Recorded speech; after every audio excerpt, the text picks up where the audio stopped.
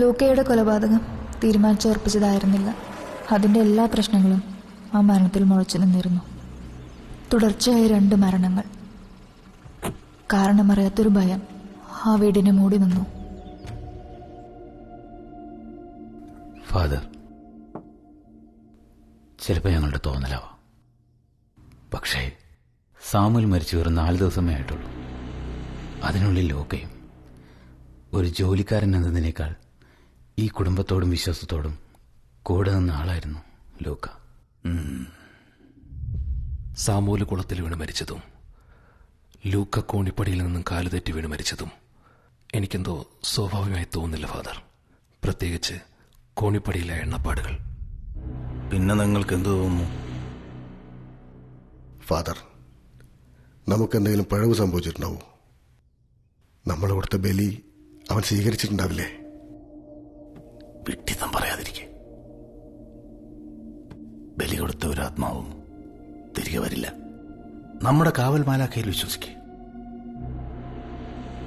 ഈ വീട്ടിൽ നടക്കുന്ന ഓരോ സംഭവങ്ങളും ഒന്നുകിൽ നമ്മുടെ നിർഭാഗ്യം കൊണ്ട് സംഭവിക്കുന്നതാവാം, അല്ലെങ്കിൽ ആരെങ്കിലും ഈ വീടിനെ നാശം വിതയ്ക്കാൻ ആഗ്രഹിച്ചു പതിയിരുന്ന് ചെയ്യുന്നതാവാം. ആര്? ജൂഡുമായി സംസാരിക്കാറുണ്ടോ?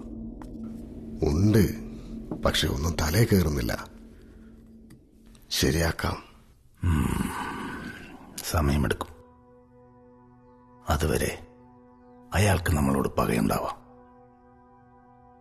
അതിരിക്കട്ടെ, അയാൾ മുറിയിൽ സുരക്ഷിതനാണോ? അതെ ഫാദർ, അവന്റെ മുറി എപ്പോഴും പുറത്തുനിന്ന് പൂട്ടിയിരിക്കുകയാണ്. ലൂക്കയാണ് ആ കാര്യങ്ങളൊക്കെ ശ്രദ്ധിച്ചിരുന്നത്. ആരെങ്കിലും പുറത്തുനിന്ന് തുറക്കാതെ അവനൊന്നും ചെയ്യാൻ കഴിയില്ല. ഈ വീട്ടിൽ വേറെ ആരൊക്കെയാ പുറത്തുനിന്നുള്ളത്? ഇവിടെ അടുക്കളയിലെ കാര്യങ്ങൾ നോക്കാൻ ഒരു സ്ത്രീയുണ്ട്. അവര് വൈകുന്നേരം പോവും. പിന്നെയുള്ളത് അപ്പനെ നോക്കാൻ വന്ന ഹോം നേഴ്സാ.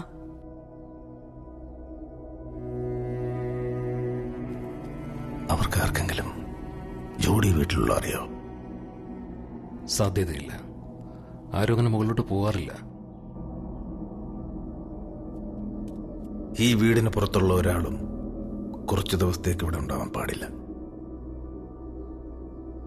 ഉടനെ ഒരു പ്രാർത്ഥനയ്ക്കുള്ള സമയം കുറിക്കണം. ആ വീട് മുഴുവൻ ജാഗ്രത കാണിച്ചു തുടങ്ങിയെന്ന് എനിക്ക് മനസ്സിലായി. പതുങ്ങിയിരിക്കുന്ന മരണത്തിന്റെ മണം ഫാദർ ഗബ്രിയേൽ തിരിച്ചറിഞ്ഞിട്ടുണ്ടാവും.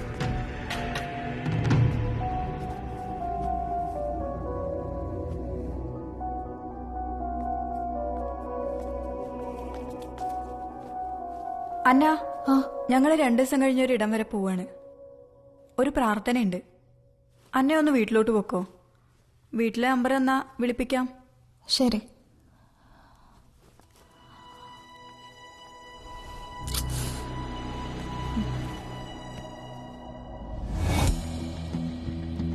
കയ്യിലിനി 2 രാത്രികൾ മാത്രമേ ബാക്കിയുണ്ടായിരുന്നുള്ളൂ. ഓരോരുത്തർക്കായി കാത്തിരിക്കാൻ പിന്നെ സമയമുണ്ടായിരുന്നില്ല.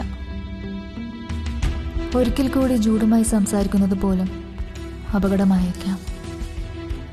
അതുകൊണ്ട് ഇനിയുള്ള ഏത് നീക്കവും ഒരു കലാശപ്പോരിനുള്ളതായിരിക്കണം.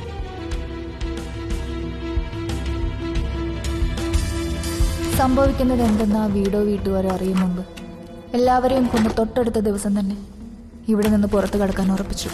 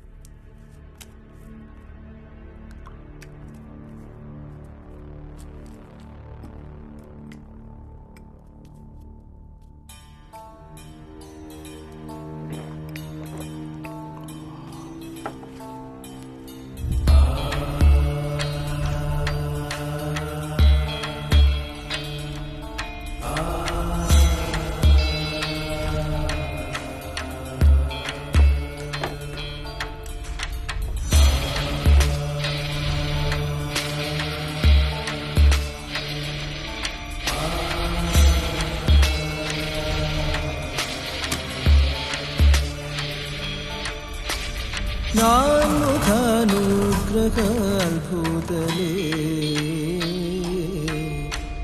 ദേവമർത്യാന്തകൻ ദാരികൻ വാഴ്കയിൽ രുദ്രക്രോധാധിയ സർവസംഹാരത കാളീ നീ രൂപമായി ദേവാസുര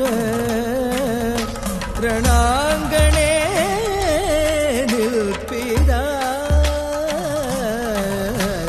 രൗദ്രയായി ശൈവാത്മജ തൃശൂലവോ വാളുമായി വാൾ ചുഴറ്റി വേൽ തടുത്തു ഇടിവാൾ ചുഴറ്റി വേൽ തടുത്തു ശതകോടിയസ്ത്രം പെയ്തു വിണ്ണിൽ ശതകോടിയസ്ത്രം പെയ്തു വിണ്ണിൽ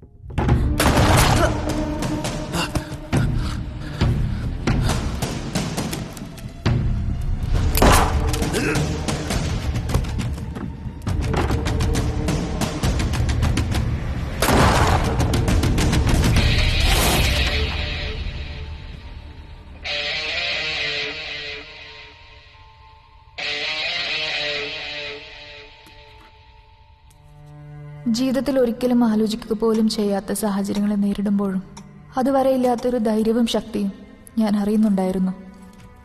എല്ലാം പ്ലാൻ പ്രകാരം നടന്നാൽ എൻ്റെ ജെസ്സിയെ ഒരു ദയയുമില്ലാതെ കൊന്നവരാരും നാളെ സൂര്യോദയം കാണില്ല എന്ന സന്തോഷം അത് മതിയായിരുന്നു എന്തിനും.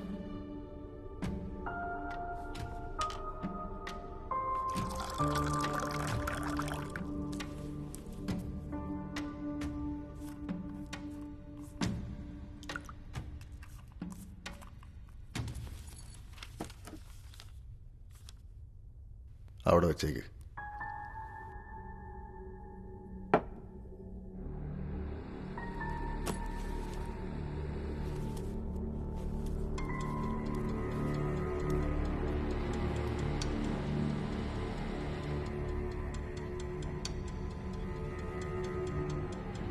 പക്ഷേ പഴുതുകളില്ലാത്ത പ്ലാനായിരുന്നു ഞങ്ങളുടേതെന്നത് വെറും തെറ്റിദ്ധാരണയായിരുന്നു.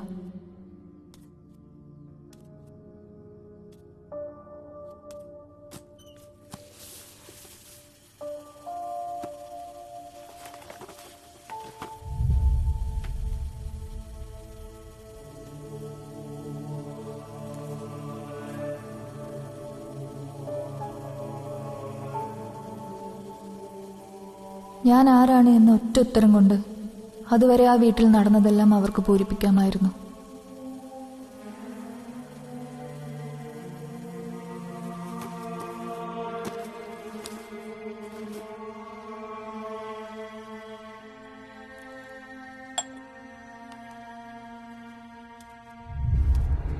നടപ്പിലാക്കാനുള്ള പദ്ധതികളെല്ലാം തുടക്കത്തിൽ ദയനീയമായി തകർന്നതറിയാതെ ഞാൻ അടുത്ത പടി കൂടെ കടന്നു.